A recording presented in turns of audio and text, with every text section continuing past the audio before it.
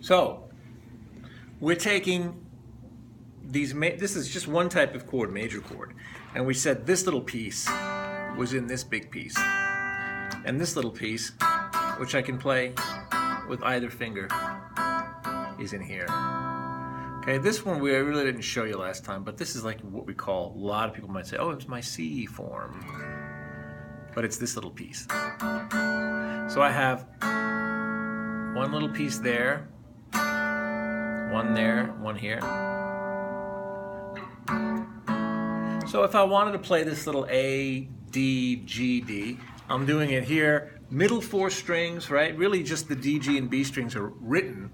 And we say phantom root because the phantom root is what's going to help us figure out where we are without having to think of each root from each separate chord. Because one of the chords has the root on the G string, one has the root on the B string, one has the root on the D string. So for now, we'll just think of where the yellow note is, which is our phantom root, which is always going to be either on the E string or the A string. So we're just going to play up the neck these chords, and we're going to use the same three shapes in different positions, and as the positions change, the same chord will be a different chord. The same shape will be a different chord. So here's an A shape, A chord. Now, I can leave the bar and just add these two fingers. Rather than remove the bar and put my first finger here, I can just leave this and these two supersede what the bar is. Because in other situations, I might simply do that. And why would I go when I don't have to move? So I have A, D. Here's my phantom root for the D chord. Scoot up one fret, go to that next shape. It's now G. Okay. Back to the D. Phantom root is here. And back to A. Phantom root for the A, by the way, is the open A here. So I'm playing A, D, G, D. Now I'm going to move up to here. Now here's my A. Phantom root. Now, because I'm going to use both of the other ones, I might go here again. And here's my D, look. Phantom root. And then this shape now becomes a G chord. So I have A here, D, G, D. I could have done this. I could have went with my third finger, but then that's kind of a big jump to get to the next one. So A shape, D, G, D. Now if I move this shape up 2 frets, it's an A. Right? Yep. Scoot it up 1, now it's a D.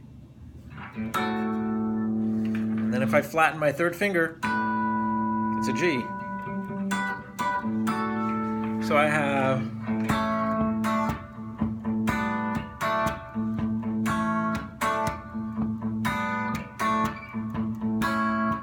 oops.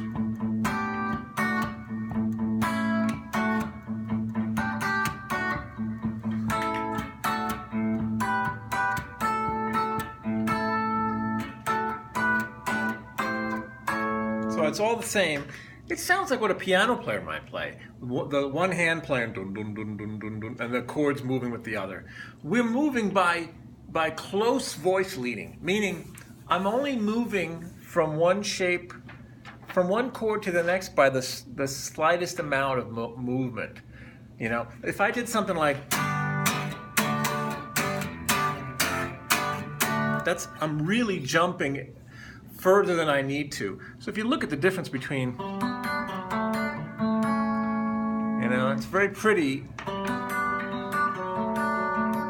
to have chords move that way, not a whole bunch of jumping around. From this voice, in other words, this chord, the notes, you know, the melodic action is very straight and smooth. It's not moving around. So look at the low note. Now listen to the middle. And then the top one.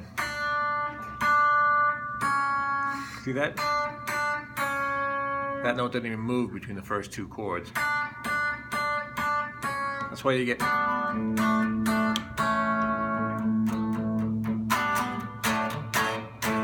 Now that you've done that, or will work on it, you're going to hear hundreds of songs that have those in there. And that's on those three strings, the D, the G, and the B. I know if you put your mind to it and you went home, you could see the same chords on the top three strings. I'll give you a preview now. You don't have to do it, but here's a preview. This little shape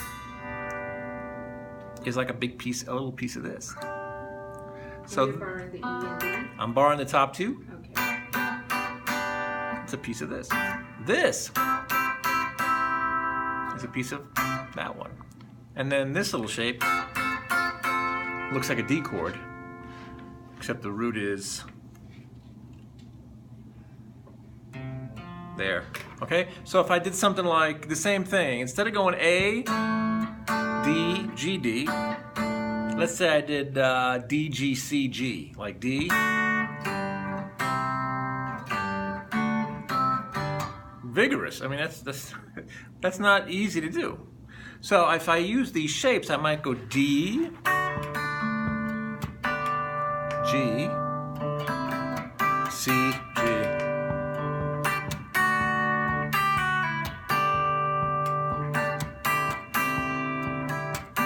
Now this becomes the D, and that's the G, C. The same three shapes. D, G.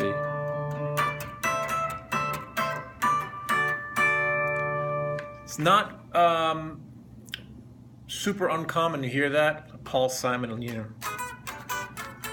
hear like little chord stabs. Just because we have 6 strings doesn't mean we should play every one of them.